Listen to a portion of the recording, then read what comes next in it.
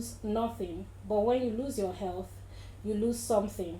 Are you paying attention to your health or are you neglecting your health? Health is wealth. Hello and welcome to Health Matters. My name is Rahina Shehu Abdullahi. This program centers on health-related issues where we'll be educating our viewers on health-related matters and creating awareness. We'll be having medical practitioners with us that will be shedding more light on each topic and also profiling possible remedies that will help us maintain good health. On today's episode, we'll be discussing a very important topic that concerns both young men and women out there. It is a health issue that so many people are ignorant about. They don't even know when they have the symptoms or they don't even know the causes of those health-related issues. But before we begin today's episode, let's take a short break. We'll be right back.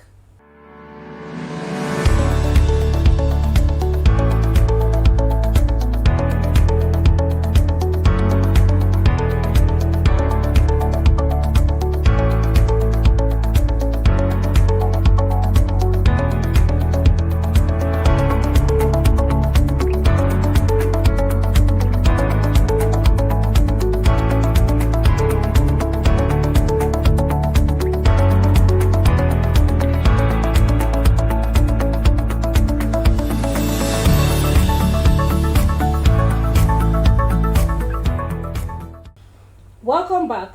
If you're just joining us, this is Health Matters. On today's episode, we'll be talking about hormonal imbalance, but our main focus is going to be on sex hormones. Hormonal imbalance is a health-related issue that so many people don't even know that they are going through.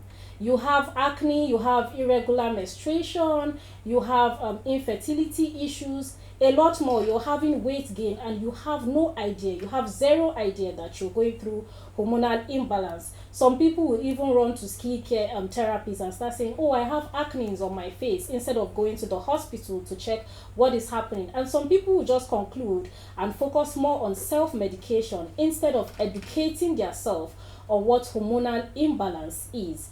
So on today's episode, we have our medical practitioners with us in the house that will be shedding more light on sex hormones and be telling us things that we have no idea about concerning hormonal imbalance. Welcome to our program, Dr. Simon and Dr. Yahweh. It's good to have you here in the studio with us. Thank you very much, Raina. We're happy to be here. Thank you very much. It's a pleasure to actually be on the show. All right, thank you. Dr. Yahweh, can you in a very understanding way that our viewers will be able to understand what hormonal imbalance is, break it down for our viewers to have a clue on what hormonal imbalance is? Sure. All right. Hormones are chemical substances in the blood. So when there's too little or too much of a particular hormone, that's simply what imbalance is. Yeah, so any disruption in the normal levels of these hormones constitutes what imbalance is. We have about 100 hormones that can be found in the blood, and these hormones all have different functions. Now, the hormones can increase in the amount or decrease. So once it's not normal, that's simply hormonal imbalance. So, Dr. Simon, can you add to what Dr. Yahweh has just stated for us concerning hormonal imbalance? Yes, first to say here, Sleep puts it that way. The hormones actually operate within a tight limit of concentration in the body, and they are responsible for carrying signals through the blood to other parts of the body.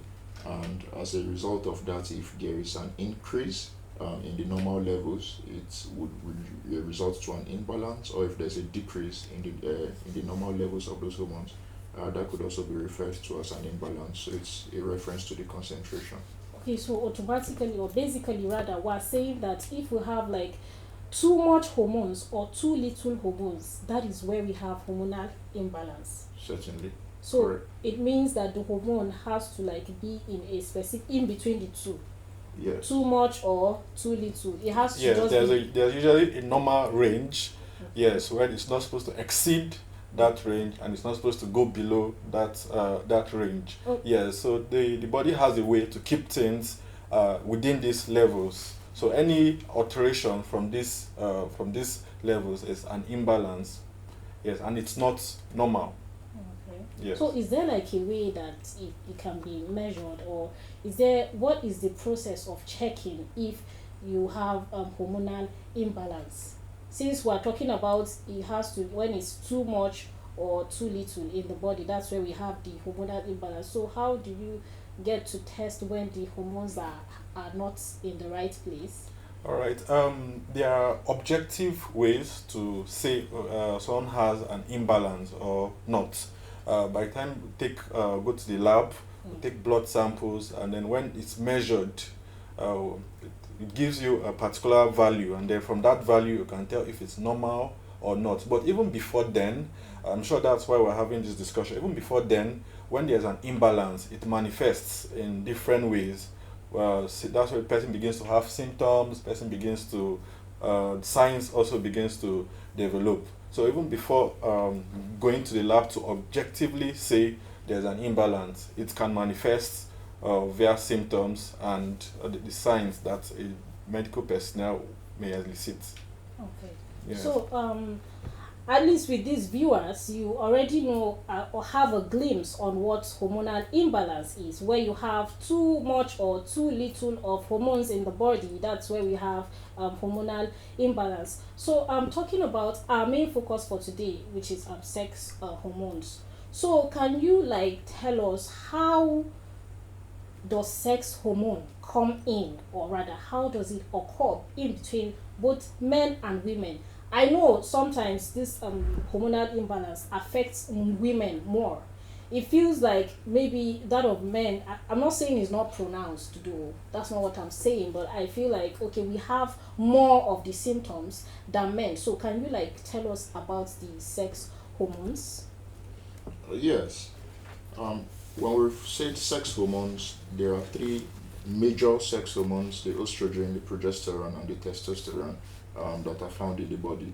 Now, one thing you should know is that you can find all three hormones in both males and females. However, in the males you have the preponderance of the testosterone, while in the females you have the estrogen and progesterone regulating a lot.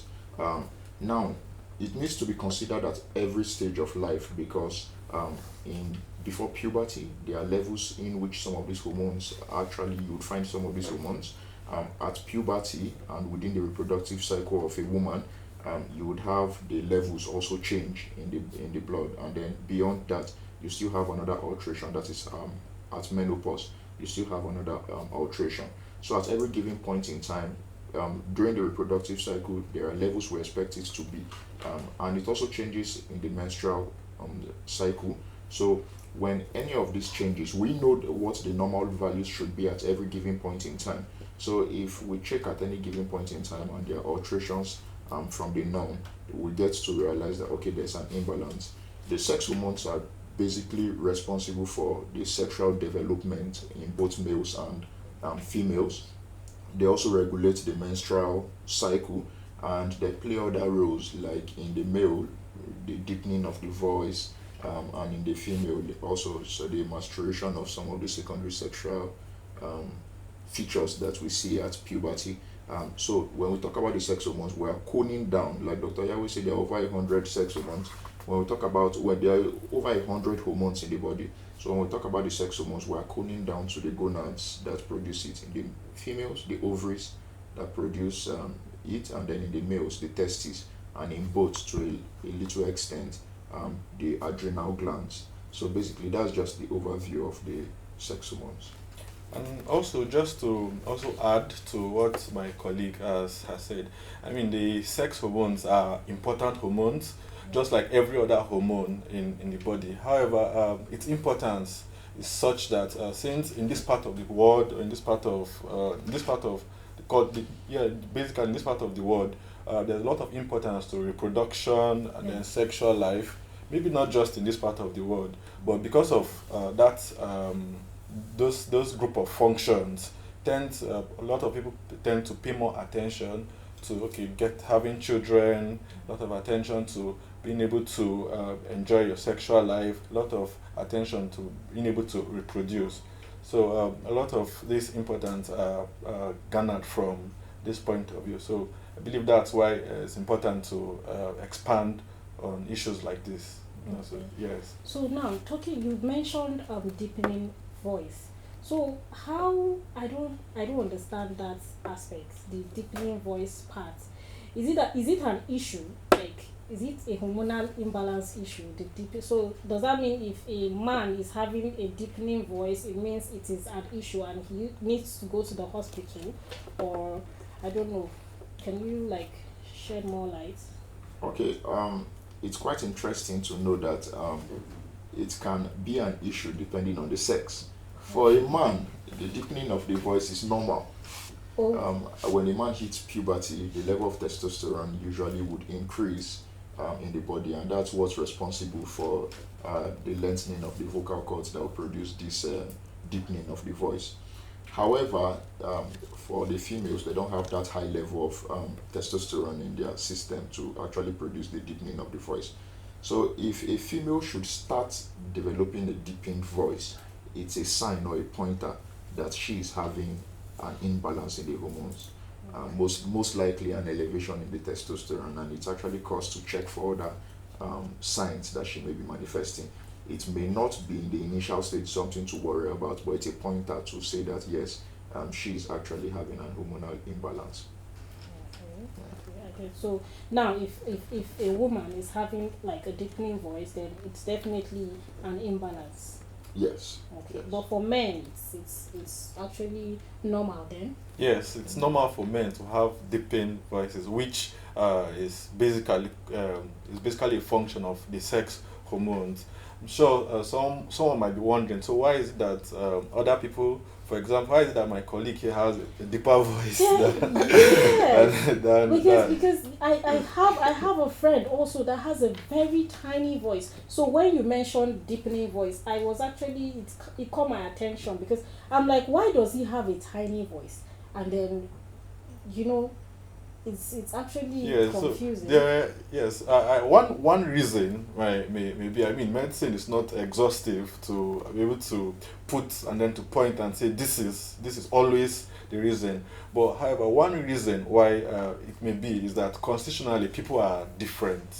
You understand? People are different. There are also genetic predisposition from birth that says this person, or for example, the level of my deepening would be like this, and then the level of his deepening would be like this, even though they are both triggered by this sex hormones. You understand? Yeah. However, in some people, they also have very little amount of testosterone in some males now, which may affect their development at that particular stage, and which is also like a pointer to an imbalance in the male. I don't know if to also point out one very important factor, we don't just consider one symptom and conclude. It's usually a holistic analysis of the person. So you can't just pick out just the deepening of the voice and use that as the yardstick. And that's the reason why I said if there is a deepening of the voice, okay, you may want to check for other things to actually note, because there could also, like he said, the genetic component of it. Some people actually train their voices professionally, especially the males who are growing up. So they train their voices professionally to sing in certain, either the soprano, the alto. So the rate at which their voice would deepen also comes with discipline again on what they eat, and then how regular they do this for the vocal training. So all of those things also come into play. So we don't just pick just one of those symptoms and then just conclude entirely. Okay. Yes. Okay. So at least our viewers already have a glimpse of what sex hormones is, or what we are talking about concerning sex hormones. So talking about sex hormones, what could you say could be some of these causes for sex hormones? You mean an imbalance? Yes. Okay. Yes, an imbalance. Well, since our topic is hormonal imbalance, but our focus is on sex hormones. So in both men and women, so can we like know the causes, because some people will just be freaking out. Some people have even decided to just focus on self-medication. They don't even know when, oh, this is hormonal imbalance. Like for me now, sometimes I'll just have acne breakouts. I'm already calling my skincare therapist and say, I have too much pimples, so oh no, I have this, so self-medication. Instead of me to like maybe speak to a medical practitioner, I'll say, oh, let me go to the hospital, find my way to the hospital. I've already concluded in my mind that this is what I should buy or this is what I should do. So many people out there don't even know when they are having an imbalance concerning in sex hormones. So can you tell us the causes? Oh, all right. So courses generally are also not exhaustive, but I would like to, to classify the causes of imbalance in sex hormones into two: the congenital and then acquired. By congenital, what I mean is, the person was born that way. Person was born that way. So some people naturally, in quotes, are born that way, and then they already are going to grow up to have problems in the balancing of their hormones, or in specific sex hormones this time around.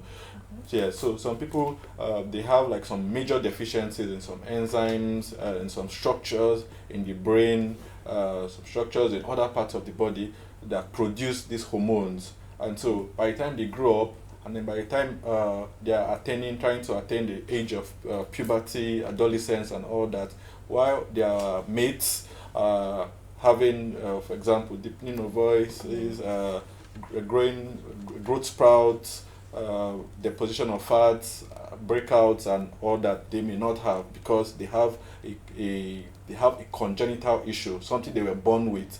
But I mean, growing up, they may not know that until later on, yes, in life. So I'm trying to say the first classification is like the congenital causes. So, and then the second one, which is acquired, just meaning that something that comes along the line as individual grows up. And a list of them can go from issues like trauma, I mean like accidents, injuries, to for example, in males, a male who has like a testicular injury, yes, would have an issue with the hormones balancing.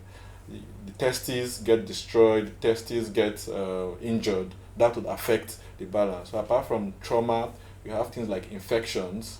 Yes, infection affecting the testes, affecting the ovaries in women. The ovaries are organs inside the body of females that also produce some of these hormones. So apart from infections, you have things like radiations, therapy, and all that. That's why sometimes when you go to the hospital, they're about to do an X-ray. For those who have had a reason or two to do an X-ray, they usually like put like a shield around delicate areas, like around your groin. They put like a shield, because those radiation, those X-rays can actually cause, yes, by the time they shoot, it can cause injuries, which may cause imbalances also. Some drugs in particular also, a lot of them, they're out there, you don't really know them. So that's why we also advise against self-medication. You don't know what you're taking, you don't know what you're ingesting, that may go and then cause an imbalance. Yeah, food we eat, stress level, a lot of things.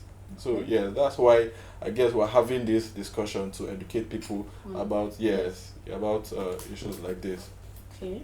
So Dr. Simon, can you like key into the discussion? Yes, there are also some systemic problems that also affect the sex hormones that people sometimes do not think are related, like diabetes.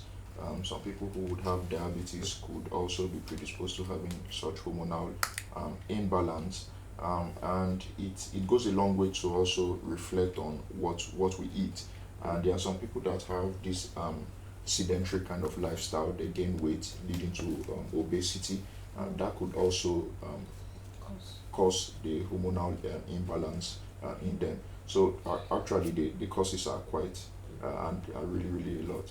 So automatically you were saying that diabetes can also cause hormonal imbalance. Yes, yes. Okay. Of the sex hormones. Okay. Yes, And I due to research also I realized that high blood pressure also is part of it. there are a whole lot of systemic issues that could actually cause some of this imbalance. Like I said, hypertension affects virtually all organs in the body when it comes to the long-term complications of it. Yes. So let's take a short break. We'll be right back.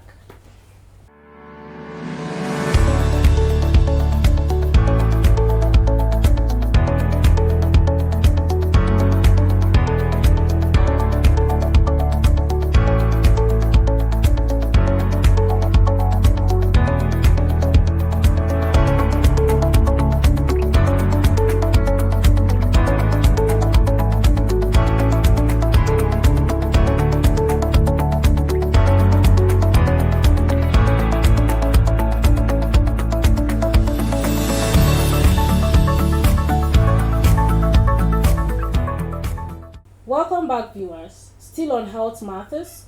So, Dr.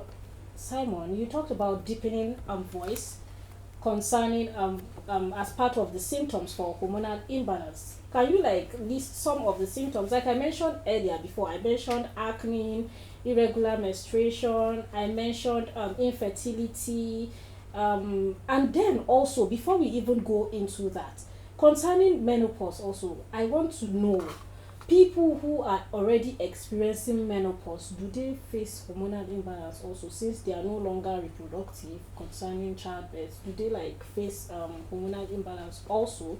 And then you now tell us some of the symptoms of hormonal imbalance. Okay. Yes, people who have attained menopause actually experience hormonal imbalance. Oh, no rest. Okay. Really no rest. Basically no rest. Okay. But that's as a result of the fact that their bodies has already been used to a particular level of the hormones, and at menopause it begins to reduce drastically, especially the estrogen, and they begin to get hot flushes. Their skin begin to wrinkle. The bone density also reduces, and they are prone to having fractures easily as a result of this. So these are some of the things that they experience at menopause. Some of the other symptoms of hormonal imbalance, you've made mention of it. People could have heavy menstruation, they could have scanty menstruation or skipped periods or prolonged periods. Some women can go for 6 months without actually seeing their period. There could also be difficulties with conceiving. You could also have some women that would begin to have hairs grow in unusual places like the chest and the back, what we refer to as hirsutism. You could also have them start gaining weight. There could also be a low sex drive when there's this imbalance of the hormones. So yes, these are some of the symptoms. Okay, just so to add, concerning men actually. Exactly, yes, because it looks like discussion is getting skewed, and then so the males be like, thank God, though. They are not left out. No, so everybody can have hormonal imbalance. Yeah, sometimes looks like it's more pronounced in females, but men also have hormonal imbalance. Yes, and then these symptoms that he mentioned, male may also have some of them. For example, talked about deepening of voices. In male, you might see some males with very light voices also, and then when they talk, looks like their voices are very thin and look like a baby who is talking. That may also be a pointer to hormonal imbalance. Yes, the low sex drive may also be part of it. You also have some males that maybe by the time they express, you're having things like that look like milk coming out of their breasts. Okay. Also, part of symptoms. hormonal imbalance. Yes, and then the opposite of the hirsutism, which is like scanty hair growth. Yes, see, as a man, you're not having hair growth, no facial hair, no hair anywhere, may also be a pointer. It's important to note that I'm using the word may. This means it's not an automatic thing. because some people may also be saying, these things I'm mentioned, they are taking it and say, hey, begin to panic that they have hormonal imbalance. No, Exactly. no, that's the reason why you need to still go to the hospital to be properly checked. Yes, all the symptoms are not they are All- not guaranteed Yeah. that he or she would have hormonal imbalance. Okay. Yes. So, in summary, Dr. Simon and Dr. Yawik, what do you have to tell our viewers concerning hormonal imbalance? What do you have to say to them? Well, with the advent of technology and advancement in research, hormonal imbalance is not something to be afraid of. There are treatment options that are available out there for every manifestation of this hormonal imbalance, be it that of the sex hormones or any other hormones. There are management options available, and if anybody has any of these symptoms or is ever in doubt, you should present to a health facility for a proper check, and an appropriate management will be instituted appropriately. Okay. All right. For me, my final words would be that there are lifestyle changes that alone may be able to tackle any issue of hormonal imbalance.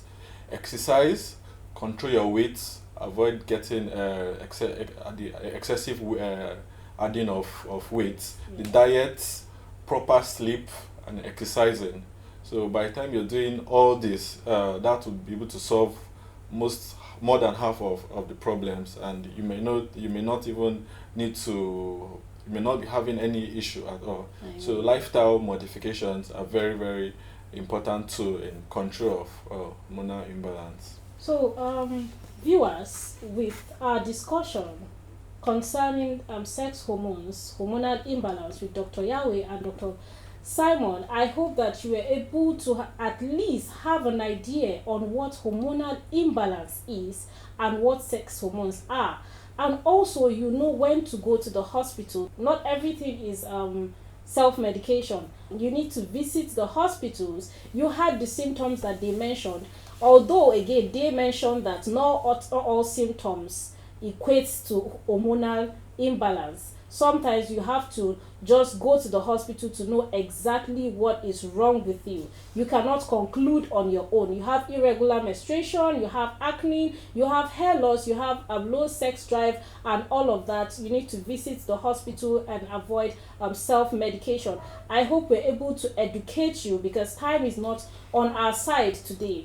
So join us next time on another interesting episode on Health Matters. My name is Rahina Shehu Abdullahi. Don't forget to take care of yourself and pay attention to your health. Thank you for watching. Bye for now.